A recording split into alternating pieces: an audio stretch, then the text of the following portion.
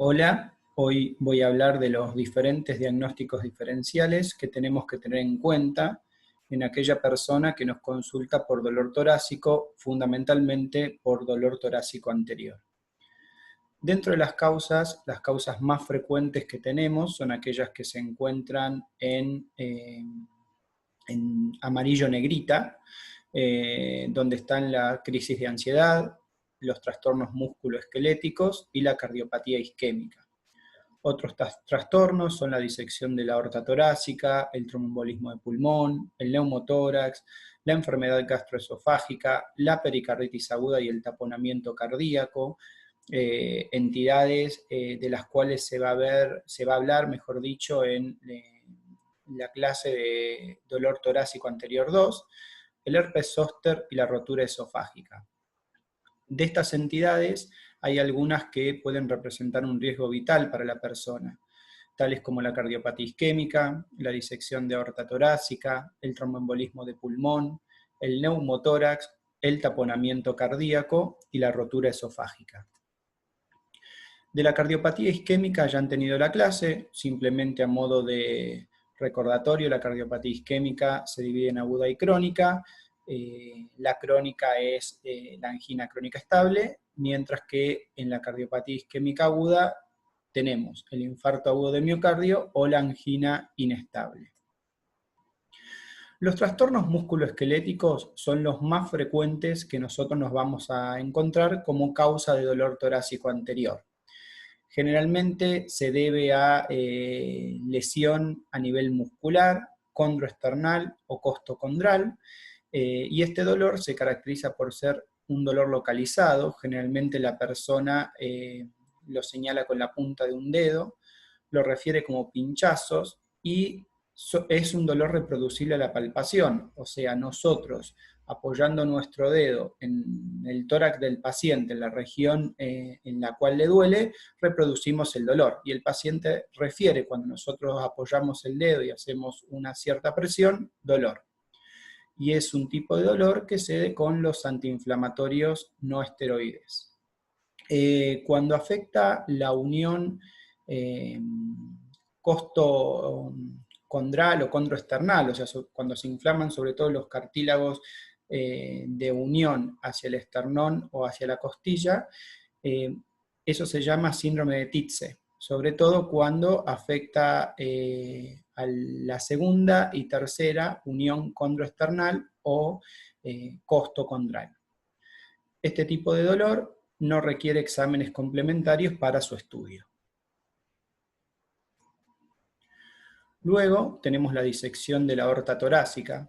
La disección de la aorta torácica es un cuadro gravísimo donde se produce una disruptura a nivel de la íntima y eso hace que se forme una falsa luz entre la capa media y la capa íntima donde se acumula sangre. Por lo tanto, vamos a tener sangre a nivel de la falsa luz y eso hace que haya menos volumen de sangre por la luz verdadera de la arteria aorta. La disección de aorta torácica se encuentra relacionada con la hipertensión arterial, sobre todo con la hipertensión arterial mal controlada. El principal síntoma es el dolor torácico, muchas veces semeja al de la cardiopatía isquémica. Es un dolor que se caracteriza por tener un comienzo brusco, es muy intenso, generalmente la persona la describe o lo describe como de una intensidad máxima, es desgarrante, se irradia hacia el dorso y no cede con nitratos, a diferencia de la cardiopatía isquémica. Además del dolor, podemos llegar a encontrar manifestaciones neurológicas, porque por ejemplo si la disección que comienza a nivel de la raíz aórtica se dirige hacia las carótidas, hay déficit de irrigación en ciertas zonas del cerebro y eso se puede manifestar con signos neurológicos, como por ejemplo la debilidad de un hemicuerpo o trastornos en el habla. Al examen físico, los signos más frecuentes que vamos a encontrar van a ser la simetría de pulsos, justamente por la disección, por la formación de una falsa luz, un soplo de insuficiencia aórtica y los signos neurológicos. Para el estudio de la persona con insuficiencia aórtica, el diagnóstico lo confirmamos fundamentalmente a través de la realización de una tomografía computarizada de tórax con contraste intravenoso, donde vamos a ver la falsa luz. También puede utilizarse una resonancia magnética, un ecocardiograma y la radiografía de tórax de frente. Un ensanchamiento del mediastino nos puede hacer sospechar una disección de aorta, pero de ninguna forma la confirma. La confirmación fundamentalmente se realiza con la tomografía computada de tórax con contraste intravenoso. Aquí vemos una tomografía computada donde observamos la aorta. La parte que se ve más blanca es la verdadera luz, mientras que la parte que se ve más oscura es la falsa luz. Otro de los diagnósticos diferenciales que tenemos que tener en cuenta es el tromboembolismo del pulmón. El tromboembolismo de pulmón es un cuadro frecuente, sobre todo en aquellas personas que tienen reposo prolongado o posteriores a alguna cirugía traumatológica, donde se forma un coágulo a nivel de las venas profundas de los miembros inferiores, generalmente suprapoplíteas. A nivel de ese coágulo, ese trombo que se forma, se desprende un fragmento que viaja por la circulación y se enclava a nivel de un sector de las arterias pulmonares.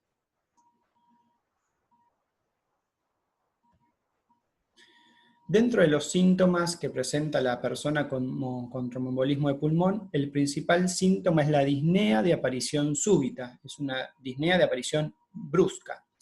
También puede haber un dolor torácico, que es un dolor de tipo pleurítico, a nivel de la cara lateral del tórax, tanto la derecha como la izquierda, y también puede haber hemoptisis. El dolor torácico de tipo pleurítico es un dolor punzante, localizado, que aumenta con la tos y con la inspiración profunda.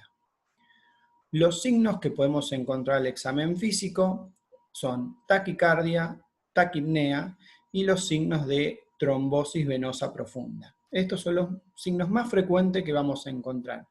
Generalmente la auscultación pulmonar de un paciente con tromboembolismo de pulmón es normal. Dentro de los exámenes complementarios que sirven para confirmar el diagnóstico, la tomografía computarizada de tórax con contraste intravenoso es el más utilizado, donde vamos a encontrar un defecto de relleno en la circulación pulmonar. También puede utilizarse el centellograma de ventilación-perfusión. Cualquiera de los dos pueden utilizarse. Generalmente el que más se utiliza, de acuerdo a disponibilidad, es la tomografía computarizada de tórax. Aquí vemos una tomografía computarizada de tórax, donde a nivel de las arterias pulmonares se observa un defecto de relleno, aquí y aquí, los cuales, mejor dicho, ese defecto de relleno marca el trombo, o los trombos, mejor dicho. Otra entidad que tenemos que tener en cuenta es el neumotórax. El neumotórax se caracteriza por la acumulación de aire entre las hojas pleurales.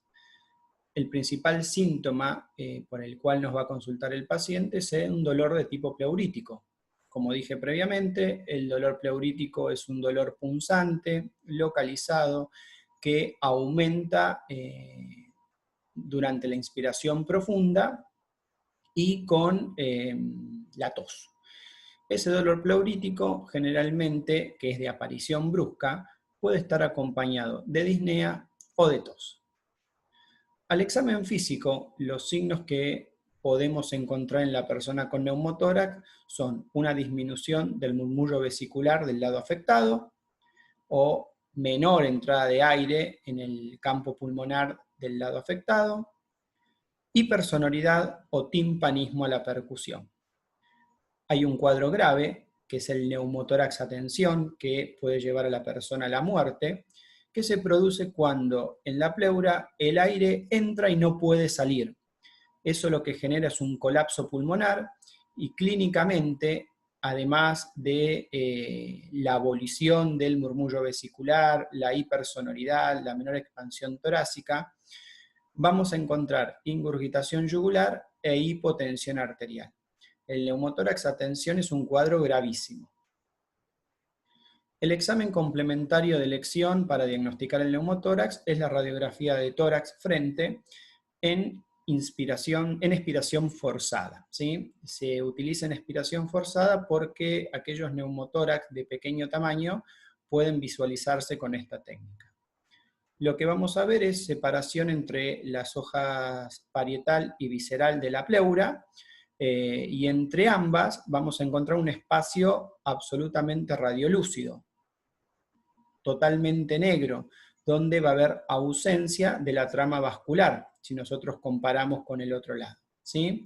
Entonces, el diagnóstico radiográfico del neumotórax, vamos a ver la separación entre la pleura parietal y la pleura visceral, y el espacio va a ser radiolúcido sin trama vascular. Esto que se ve aquí es el muñón pulmonar. La enfermedad gastroesofágica también da un dolor torácico anterior, fundamentalmente la enfermedad por reflujo gastroesofágico. También la úlcera péptica, el espasmo esofágico o la rotura esofágica, que es un cuadro gravísimo. Lo que caracteriza este tipo de dolor, de enfermedad gastroesofágica, es el ardor, ¿sí? Es un ardor tanto a nivel del epigastrio o a nivel retroesternal. Este tipo de dolor aumenta cuando la persona se encuentra en decúbito dorsal y cede con antiácidos. El herpes zóster también puede manifestarse como dolor torácico, cuando afecta a los dermatomas del tórax. Generalmente, antes de la aparición de las vesículas clásicas del herpes, la persona puede tener los días previos, generalmente 2, 3 a 5 días previos, un dolor quemante en la zona en la cual van a aparecer las vesículas.